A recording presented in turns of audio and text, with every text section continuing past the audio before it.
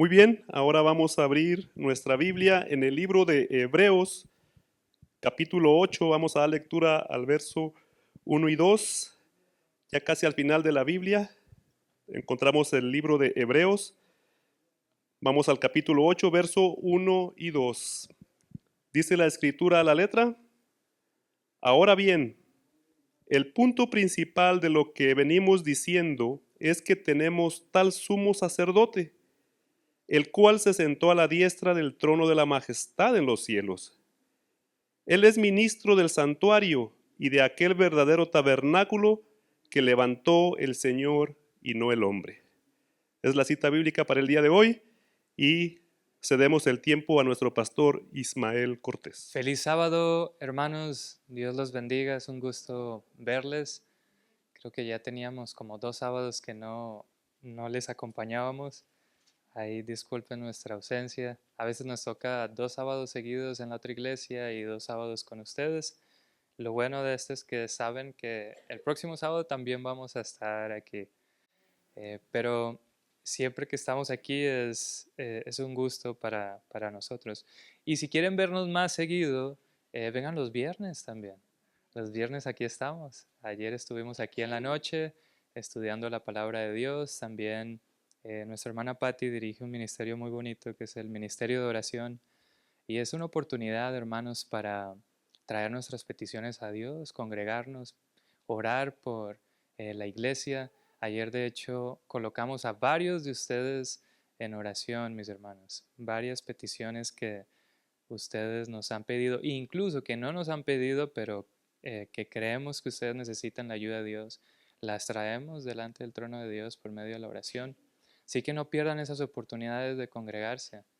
Yo sé que el estar en casita es cómodo, cierto, allí con todo lo que tenemos, pero estar aquí en la casa de Dios es muy importante y es una bendición para sus vidas. Así que los invitamos, no se pierdan ninguna de las actividades que hay en la iglesia. Como tampoco se pierdan hoy una actividad muy importante que vamos a tener. Vamos a ir a compartir el Evangelio con las personas después de la comida, así que están todos invitados a acompañarnos. Tenemos unas despensas allá arriba que vamos a repartir en un lugar que estamos visitando y aprovechamos para hablar con las personas y compartir con ellas el amor de Jesús, porque eso es lo que se nos encomendó, ¿no? Ir por todo el mundo predicando el Evangelio a toda nación, tribu, lengua y pueblo. Y fue una orden, ni siquiera fue como un consejo, bueno, estaría bien si van, ¿cierto? Y tal vez comparten. No, id es una orden, id por todo el mundo. Y yo agradezco a aquellas personas que nos apoyan en este ministerio. Estoy muy sorprendido con la hermana Elba y su mamá porque ellas han sido fieles en este trabajo y allí van. Y probablemente ninguna de las dos tiene un título en teología, ni ha llevado una capacitación de cómo dar estudios bíblicos, tal vez, no sé, nada de esto, pero ahí están dispuestas. Y el Señor capacita a medida que nosotros le servimos y Él nos enseña. Así que están todos invitados, mis hermanos, a participar en esto. Muy bien, vamos a comenzar. Hoy quisiera hablar de una verdad que es muy importante dentro de nuestra iglesia, pero no solo dentro de la iglesia, sino también en la escritura. Y antes de eso, yo recuerdo que me tocó hacer un viaje con mi abuela. Eh, Era la primera vez que mi abuela iba a viajar de Colombia a los Estados Unidos a visitar a una de sus hijas. Y pues mi abuela ya estaba mayor y pues no querían que ella viajara sola y precisamente coincidimos que yo me iba a venir a vivir aquí a los Estados Unidos.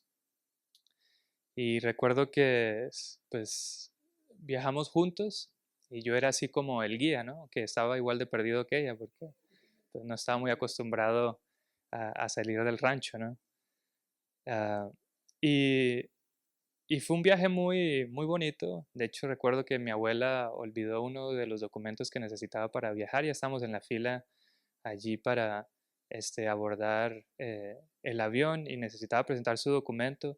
Y ella me volteó a mirar y me dice, mijo, no traje este documento, ¿no? Imagínense qué hace uno, 17 años yo. que- Le dije, lo mejor que le puedo decir, abuela, si la dejan, yo me quedo con usted, no se preocupe. Y yo no sé qué tienen las abuelas, pero mi abuela, sin sacar un solo documento, mis hermanos, le sonrió al oficial allí y el oficial nada más le hizo con su mano así que pasara. Y yo dentro de mí dije, qué bárbaro. O sea, con solo una sonrisa mi abuela lo convenció, no tuvo que mostrar ningún documento a mis hermanos. Así que si alguien quiere usar esa técnica, a chance y les funciona, mis hermanos. Y estábamos ahí en el avión y yo recuerdo que la señora que estaba sentada al lado de mi abuela era una señora incluso más mayor que mi abuelita. Yo creo que tenía alrededor casi de unos 90 años la señora. Y la sentaron allí al lado de mi abuela, entonces como señora se pusieron allí a platicar, ¿no? Y yo ahí venía escuchando pues lo que venían diciendo. Pero no escuchaba muy bien porque ustedes saben que el ruido del avión casi no deja escuchar. Así que luego le pregunté, oye abuelita, ¿y la señora qué te comentó? No, amigo, imagínate que esta señora es la abuela de una de las personas que está viajando aquí en el avión. O sea, su nieto y la esposa de su nieto, todos van ahí. Y este nieto tiene la costumbre de llevarla a pasear a todas partes donde él va y ha conocido muchísimos lugares, me estaba diciendo de todos los lugares que su nieto la ha llevado a conocer. Ha ido a Europa, ha ido a Asia, ha ido a todos lugares y ahorita estaban haciendo un viaje de vacaciones aquí a Estados Unidos. Y y también, ¿sabes qué, mijo? Me dijo que tuvieron la oportunidad de ir a Tierra Santa, a Jerusalén. Su nieto la llevó. Y yo, qué bárbara, abuelita. Y en eso que estábamos conversando, le digo, abuelita, ¿y a ti a qué lugar te gustaría ir? Yo ya pensando, ¿no? En mis ahorros, en mis ahorros. Y me dijo, mi hijo, a mí también me gustaría ir a Jerusalén. Yo quisiera conocer este lugar. Hasta el momento no le hemos podido cumplir el deseo a mi abuela, pero estamos a tiempo porque sigue con vida y tenemos que ahorrar, mis hermanos, para, para llevar a la abuelita ya, ¿no? Pero saben que hay cierta fascinación de las personas por este lugar.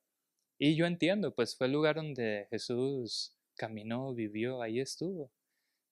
Ayer hablábamos que realmente la geografía en la Biblia, el mapa de la Biblia, es muy pequeño. Si ustedes ven la geografía de la Biblia, es muy pequeño.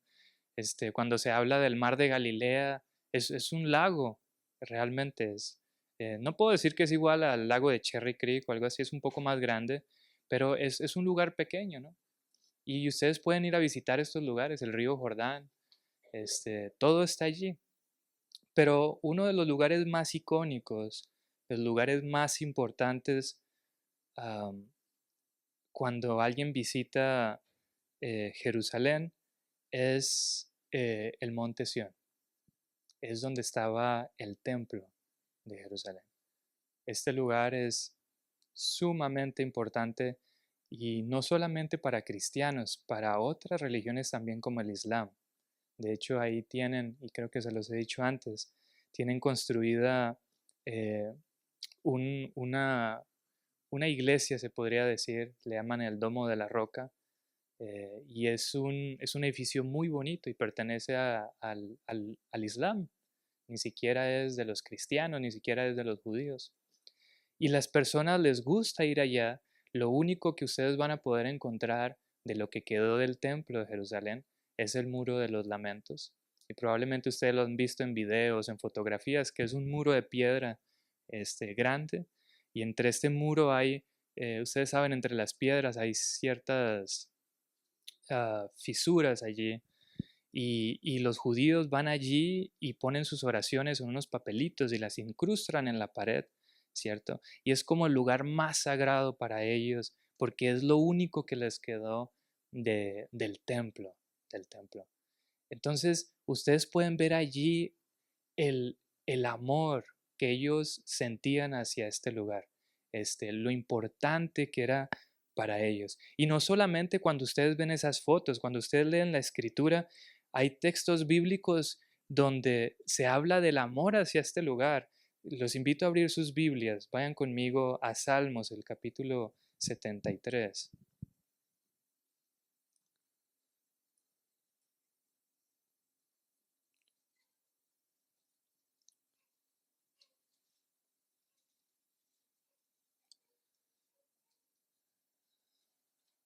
El versículo 16 y 17.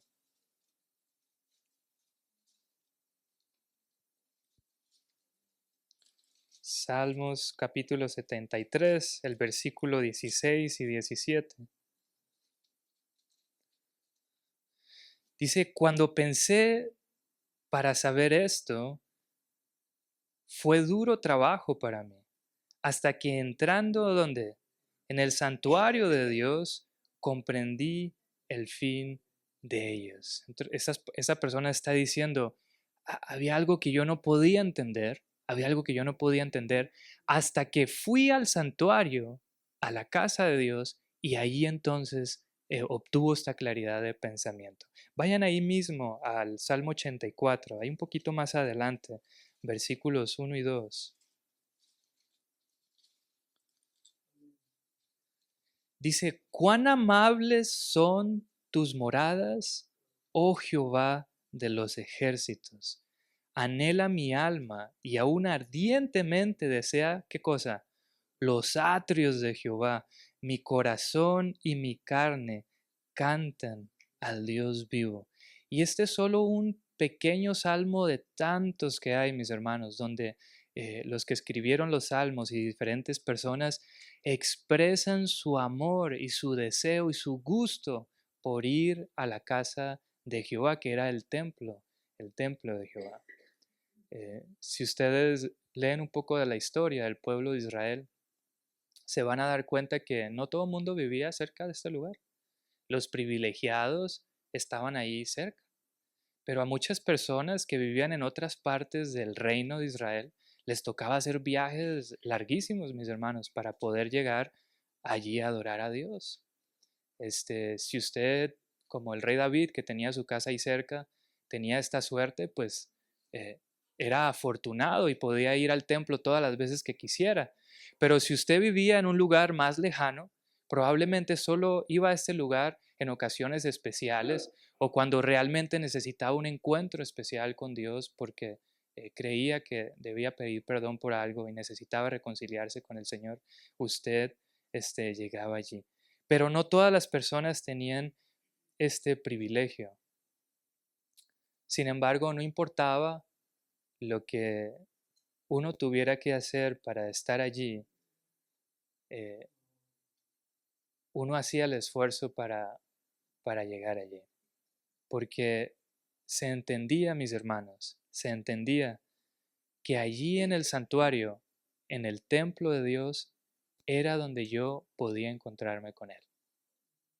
Las personas no veían otro lugar como el medio para ellos poderse encontrar con Dios.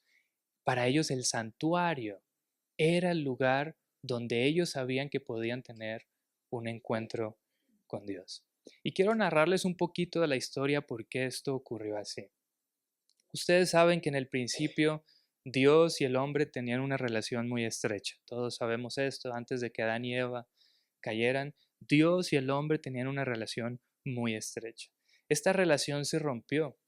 El hombre desobedeció a la orden de Dios y su naturaleza cambió. Ahora su naturaleza se inclinaba al mal. Y ahora su corazón pues tenía el pecado en él. Y Dios y la maldad realmente, mis hermanos, no son compatibles. Así que en este momento Dios ya no podía estar cerca del ser humano, porque Dios es un Dios santo, alejado de todo lo malo. No podía estar cerca del hombre otra vez. Es más, se le pide a Adán y Eva salir del jardín del Edén y ellos viven fuera del jardín del Edén, porque ya no pueden estar en la presencia de Dios. Esta relación necesitaba ser restaurada, al menos Dios eso deseaba, y para ello necesitaban quitar la maldad del hombre, transformando su corazón. Entonces les da un medio temporal para que puedan acercarse a Él. Y este medio se llamaba el sistema de sacrificios. por el cual las personas se acercaban a Dios por medio de altares hechos individuales.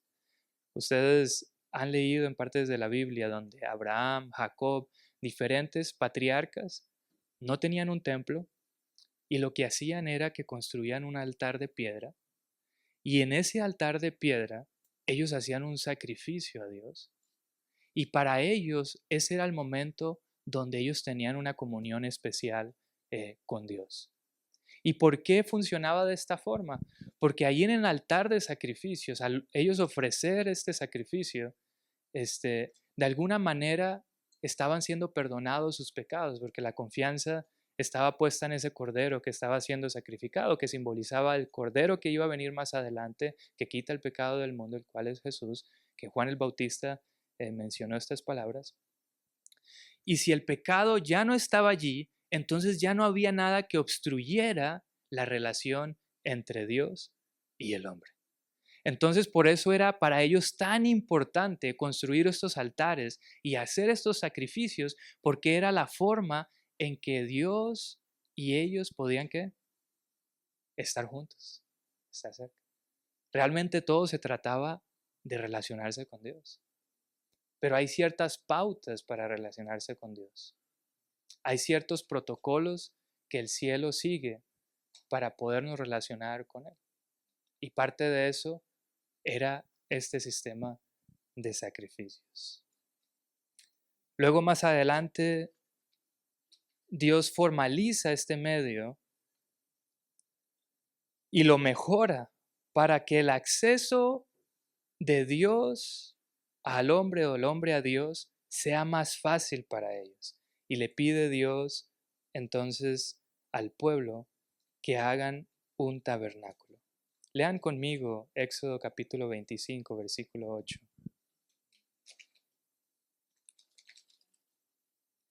Éxodo capítulo 25, versículo 8.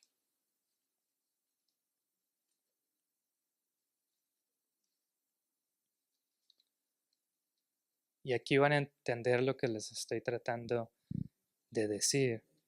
Éxodo 25, 8 dice lo siguiente. ¿Y harán qué cosa?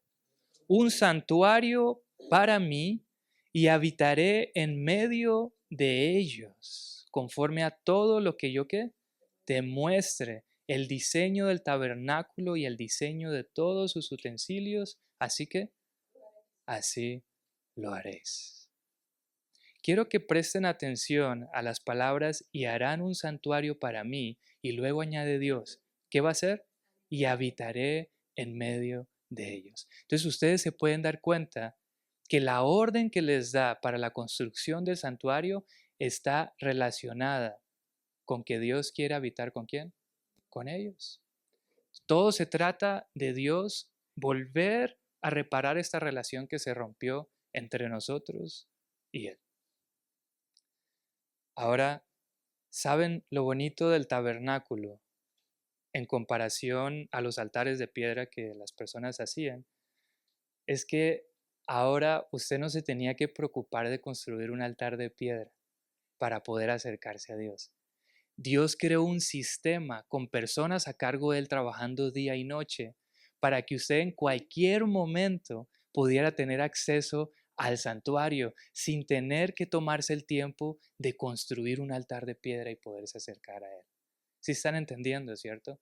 No era Dios tratando de complicarles más la vida. Bueno, ahora háganme una casa porque es que ese altar de piedra a mí no me gusta. Yo quiero un edificio más grande, así bonito. No era eso. Lo que Dios estaba buscando era un sistema que facilitara el acceso del hombre a Dios. Y ahora habían personas allí que se encargaban de todo. Así usted ya no tenía que tomarse el trabajo de hacer todas las cosas, porque usted también tenía que hacer otras cosas en su vida, como trabajar, encargarse de su familia y de los negocios y hacer tantas cosas. Aparte quedaba muy lejos. Así que Dios facilitó todo para usted. Y escogió a la familia de los levitas y les dijo, ustedes se van a hacer cargo. Y todas las personas que lleguen aquí, ustedes las van a atender porque yo quiero relacionarme con ellos, yo quiero que ellos vengan aquí y me encuentren aquí. Y ese era el trabajo de los levitas. Y las personas traían a los levitas sus diezmos y sus ofrendas, y los levitas se sostenían por medio de esto para poder así servirles a ellos y poder facilitar la relación entre ellos y Dios. Y luego se mejora este tabernáculo con el santuario, algo más permanente, eh, y una obra magistral que llevó alrededor de 7 años por medio del hijo de el segundo rey de Israel, que era David, y su hijo se llamaba Salomón. Ellos deciden que ya no iba a ser, no sé si ven ahí en el fondo, eso que ustedes ven allí en el fondo de ese versículo, es el tabernáculo. El tabernáculo era un, eh, un edificio movible. En otras palabras, usted podía desarmarlo todo y se lo llevaba y lo ponía en otro lugar. Y la razón de que era así era porque ellos en el desierto estaban todo el tiempo moviéndose de un lugar a otro. Entonces necesitaban algo que pudieran desarmar y armar y desarmar. Y pues Dios les da las indicaciones para que hagan este tabernáculo. Ya después ellos se convierten en una nación estable, cruzan el río Jordán, se establecen en Canaán y piden un rey. David se convierte en el segundo, el primero fue Saúl, es desechado, David se convierte en el rey de ellos. Y saben que David siempre tenía el anhelo en su corazón de que ya la casa de Dios no fuera este lugar armable y desarmable, sino que fuera un lugar más permanente, más estable, donde las personas eh, pudieran acercarse y saber que allí estaba y que iba a permanecer allí por siempre. Y David pide a Dios: Señor, ¿será que yo puedo construir esto para ti? Y Dios lamentablemente le dice a David: mira, tú te has involucrado en muchas guerras, has matado a mucha gente, pero tu hijo sí, tu hijo sí. Y David no se agüita como algunos de nosotros cuando queremos un cargo, ¿no? No, yo quisiera dirigir el departamento de escuelas sabáticos, ser anciano, lo que sea, y no te lo dan, ¿no? Y luego, no, pues me voy de aquí, no, me busco otra iglesia. Pues David no dijo eso. David dijo: está bien, yo entiendo, los tiempos de Dios son los tiempos de Dios y mi hijo así lo va a hacer. Es más, estaba contento por esto y empezó a ahorrar todos los materiales. Digo, yo no lo voy a construir, pero Dios no me impidió que yo pudiera recolectar todos los materiales, ¿cierto? Y empezó a recolectar el oro, la madera, todo lo que necesitaba su hijo para cuando el tiempo llegara, Salomón pudiera hacer la obra.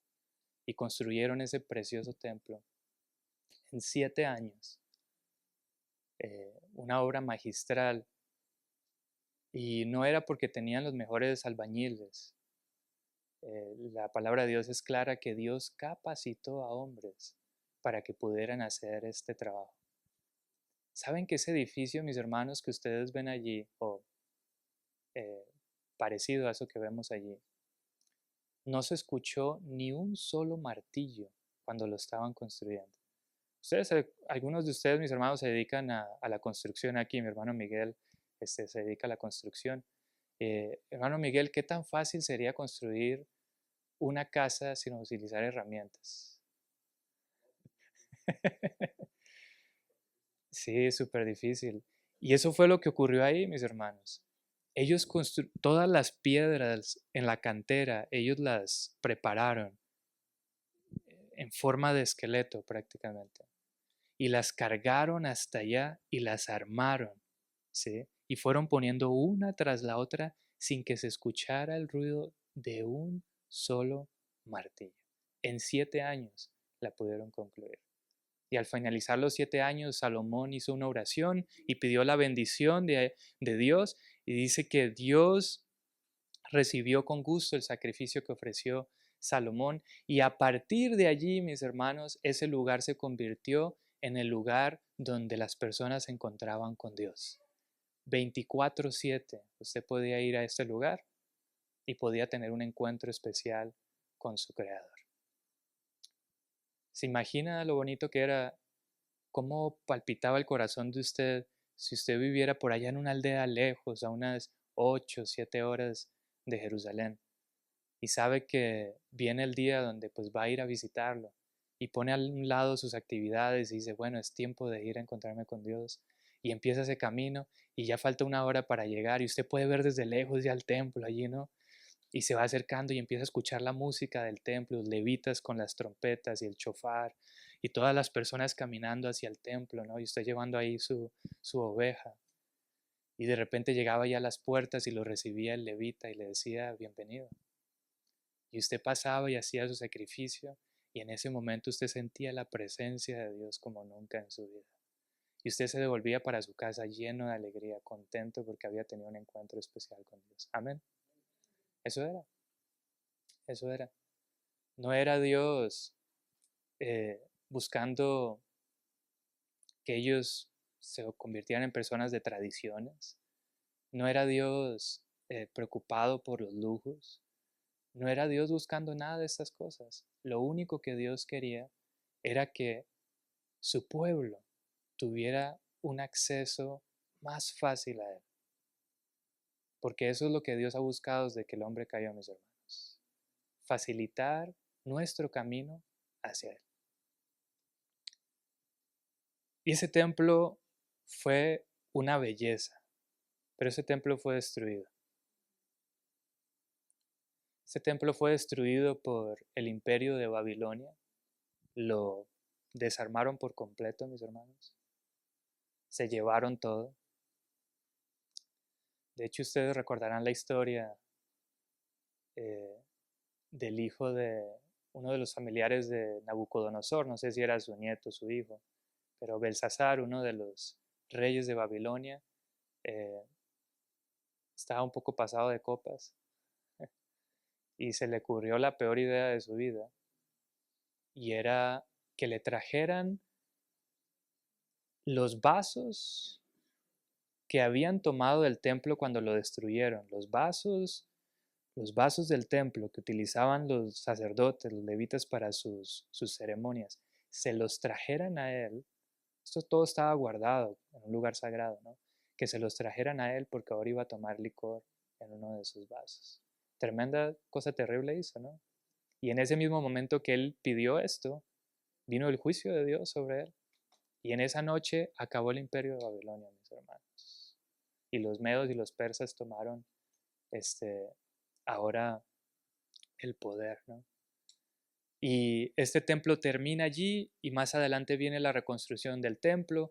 Los judíos se les da permiso de volver a su tierra, pero cuando llegan pues encuentran todo destruido y comienzan ellos el proyecto de la reconstrucción de toda la ciudad, los muros y también del templo de Jerusalén. Y allí comienza Nehemías y Esdras esta obra tan importante de construir otra vez el templo de Dios. Y cuando lo terminan se ponen todos a llorar. Y se pueden a llorar porque no se parece a lo que Salomón había hecho. No se parece. Y dicen, esto no es como lo que hizo Salomón. Pero los años pasan, mis hermanos, y siguen añadiéndole cosas y mejorándolo aquí para allá. Llega Herodes y Herodes dice, yo voy a apoyar también.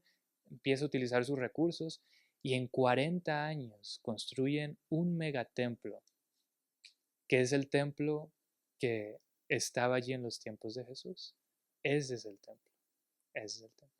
Y es el templo que Jesús dijo a los discípulos, de este templo no va a quedar ¿qué? Piedra sobre piedra.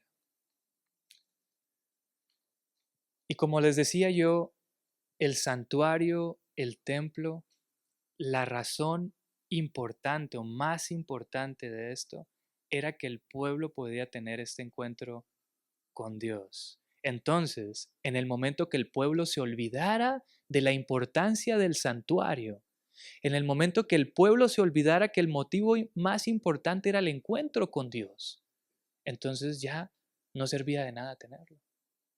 No servía de nada. Si comenzaban las personas a ir al templo solamente porque mi abuelo lo hacía, porque mi papá lo hacía, porque así se ha hecho siempre, porque pues hay que hacerlo, y se olvidaban del objetivo principal, de cuál era la razón por la cual iban a este lugar, entonces ya no había sentido que estuviera ahí. Y yo creo que es lo mismo el día de hoy, mis hermanos. Y la pregunta es, ¿por qué viniste hoy al templo? ¿Por qué viniste hoy al templo?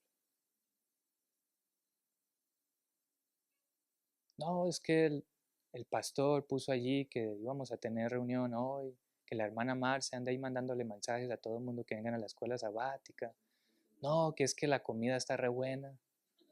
Y sí está re buena. No, pues que pues no tenía nada que hacer hoy, la verdad. Y pues para ir a hablar con la hermana Nelly, que nos echamos unas pláticas bien buenas. No, pues, ¿por qué viniste hoy? Y si la razón es distinta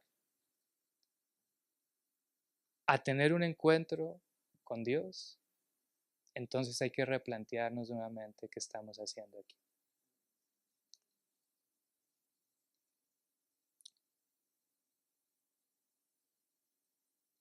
Y Dios sabía que nosotros olvidamos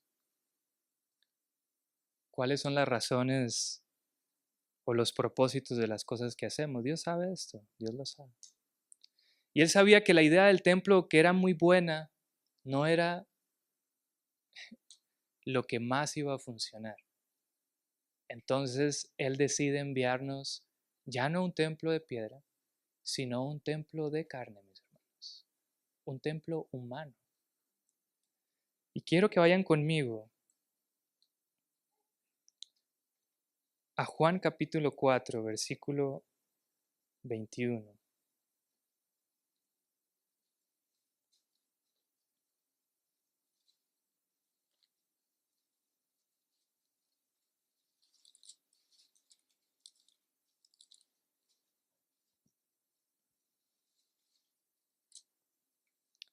Esta es la historia de Jesús y la mujer samaritana. Juan 4, versículo 21 al 23. Ustedes conocen la historia, Jesús le pide agua, ella le dice, ¿cómo tú siendo judío me pides a mí que soy samaritana algo de beber? Luego Jesús le dice, si tú supieras quién es el don de Dios, te daría un agua que tú tomas de ella y no vas a volver a tener sed. Y ahí están platicando y llegamos al versículo 21 y miren lo que Jesús le dice a ella. Jesús le dijo, mujer, créeme que la hora viene cuando ni en este monte donde estaba el templo, ni en ese monte donde estaban ahí mismo, ni en Jerusalén, ¿qué pasará? Adoraréis al Padre. Luego versículo 22. Vosotros adoráis lo que no sabéis, nosotros adoramos lo que sabemos, porque la salvación viene de los judíos.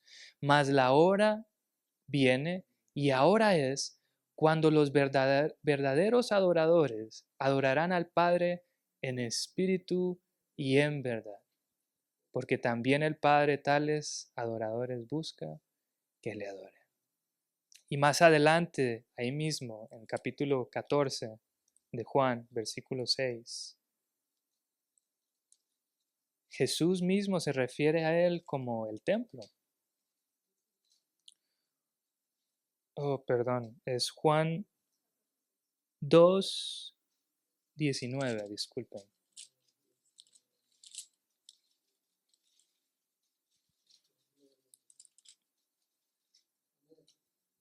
Miren lo que hizo Jesús. Respondió Jesús y les dijo, destruid este templo, estaba hablando de él, y en 3 días lo levantaré. Está hablando de la resurrección, porque Jesús resucitó al tercer día, ¿no? Jesús, él mismo se refería a él como ¿qué?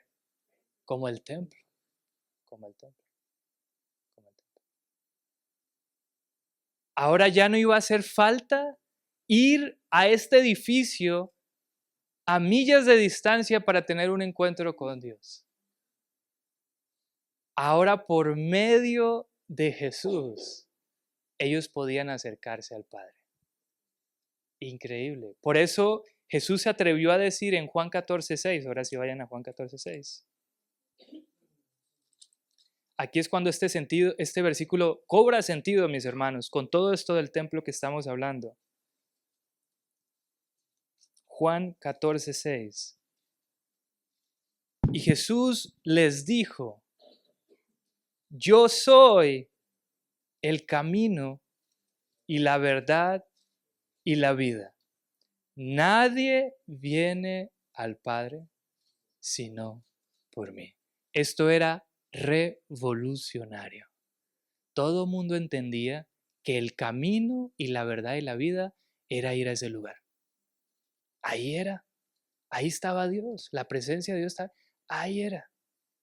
Y ahora Jesús les dice, no, yo soy el camino, la verdad y la vida. Si alguien quiere tener un encuentro personal con el Padre, tiene que hacerlo a través de ¿quién? De mí. Eso era lo que les estaba diciendo. Y todos se quedaron impactados. ¿Y este templo? Les aseguro que no va a quedar piedra sobre piedra ese lugar.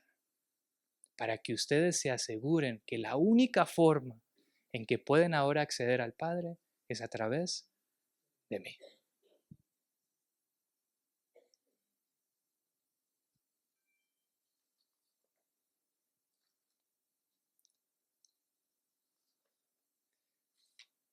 Así que Jesús se convierte en este templo y quiero que se fijen en algo muy interesante. Jesús recorre el camino del santuario al revés. Jesús estaba en la presencia de su Padre antes de estar aquí con nosotros o antes de haber venido aquí a la tierra. Él estaba allá con el Padre. Él mismo dice en la Escritura. Tal vez más adelante lo vamos a leer. O lo voy a leer aquí, Juan 17:5. Ahora pues, Padre, glorifícame tú al lado tuyo con aquella gloria que tuve contigo antes de que el mundo fuere. Jesús ya estaba allá con el Padre. Él estaba allá. Y se sale de allá y llega a esta tierra. Y por medio de la oración, del estudio de la Escritura y de la testificación comienza su ministerio. El candelabro que había en el lugar santo, ustedes saben que había un candelabro ahí en el lugar santo. Había también la mesa de los panes de la proposición y también había un incensario. Esos panes representan la palabra de Dios. El incensario, las oraciones. Y ese candelabro era el testimonio. Por medio de esas tres cosas, Jesús empieza su ministerio. Pero no se queda ahí, continúa el camino en el santuario al revés. Sale a la presencia del Padre, utiliza estos medios del lugar santo, llega al bautismo, que era el lavacro que estaba antes de entrar al lugar santo. Y por medio de Juan el Bautista recibe el bautismo. Y después del bautisterio, ¿qué otro mueble estaba ahí, mis hermanos? ¿Cuál era el primer mueble al entrar al santuario? El altar de sacrificios. Sale entonces de ser bautizado del lavacro y va al último mueble que hay allí, al último lugar del santuario. Y este lugar es el altar de sacrificios. ¿Y qué ocurre con él allí? Es sacrificado en la cruz. Sacrificado en la cruz. ¿Y saben por qué hizo todo ese recorrido? Porque allí, en ese lugar de sacrificios, era el único lugar donde Dios se podía encontrar con el hombre. Y Jesús toma la mano allí del pecador, que deja todo allí, confía en el sacrificio de Jesús, lo toma de su mano y le dice, ahora vamos de camino para allá. Yo hice este camino desde el Padre hacia ti. Ahora vamos a hacer el camino como es. Y toma tu mano, mi hermano, y tú pones tu confianza en el sacrificio de Cristo en la cruz. Y luego eres bautizado. Y después que eres bautizado, entiendes que el crecimiento cristiano solo funciona si estudias tu palabra, si oras y si testificas. Y a medida que Dios te va transformando por medio de estos medios, Jesús te dice, bueno, aquí no te vas a quedar. Hay que entrar ¿dónde? En el lugar más especial, en el lugar santísimo donde el sacerdote entraba solo una vez al año. solo una vez al año. Y quiero que lean conmigo, mis hermanos, estos últimos dos textos ya para terminar. Hebreos capítulo 8, versículos 1 y 2.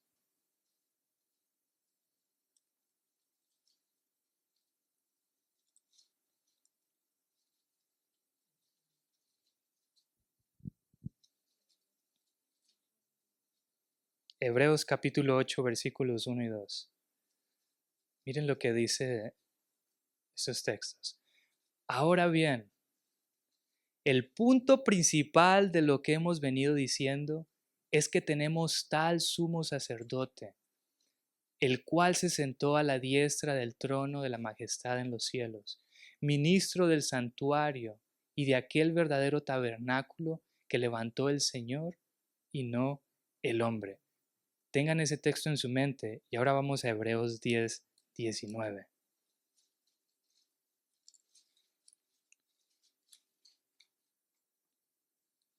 Y dice, así que, hermanos, teniendo libertad para entrar ¿dónde? En el lugar santísimo. ¿Por qué medio?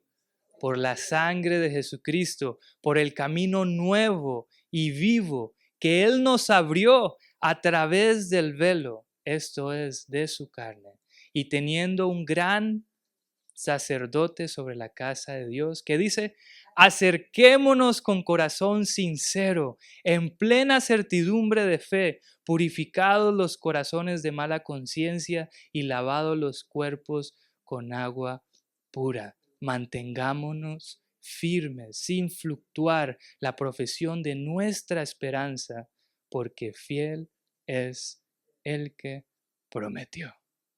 Amén. El Señor no quiere que te quedes a mitad de camino, mi hermano. Él lo recorrió todo hacia ti y te toma de la mano y te dice, ahora vamos hacia el Padre, de lo que se trataba desde el principio, de esta relación entre tú y Dios. Y yo te llevo, y yo te llevo. Y sí, va a haber luchas. Y el camino cristiano no es fácil. Y vas a querer parar el camino o quedarte allí o devolverte. Pero hay que seguir, vamos para adelante. Y tú comienzas a ir hacia adelante. Y déjame decirte hoy que el objetivo de Jesús es llevarte hasta el Padre. Él no va a quedar tranquilo hasta que tu carácter sea perfeccionado, hasta que tu vida sea transformada, hasta que Dios logre ver en ti lo que Él puso en Adán, la semejanza de Dios en ti. Cuando ese día llegue, entonces ya estás listo para estar completamente y eternamente ¿con quién? Con el Padre.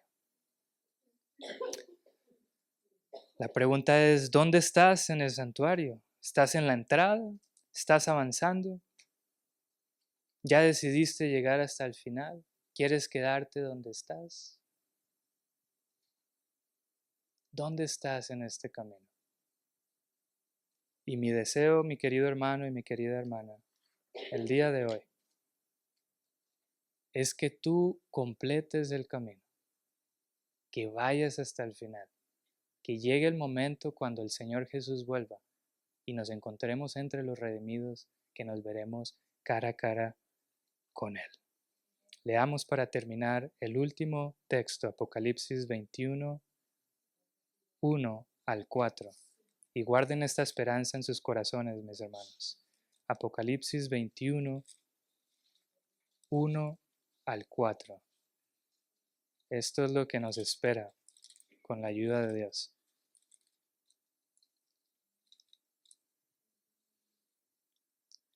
Vi un cielo nuevo y una tierra nueva, porque el primer cielo y la primera tierra pasaron, y el mar ya no existía más. Y yo, Juan, ¿qué vio?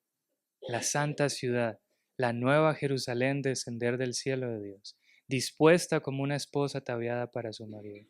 Y oí una gran voz del cielo que decía, He aquí, ¿qué cosa?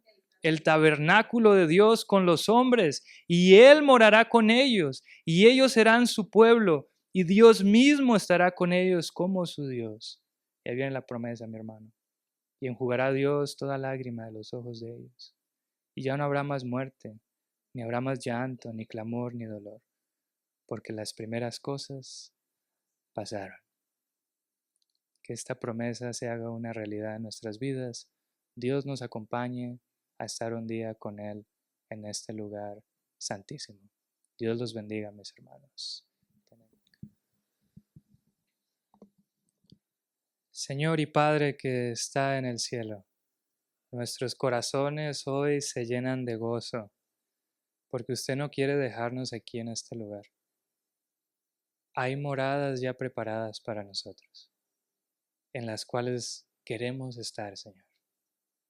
Este mundo no es nuestro hogar. Queremos estar un día con usted, Padre.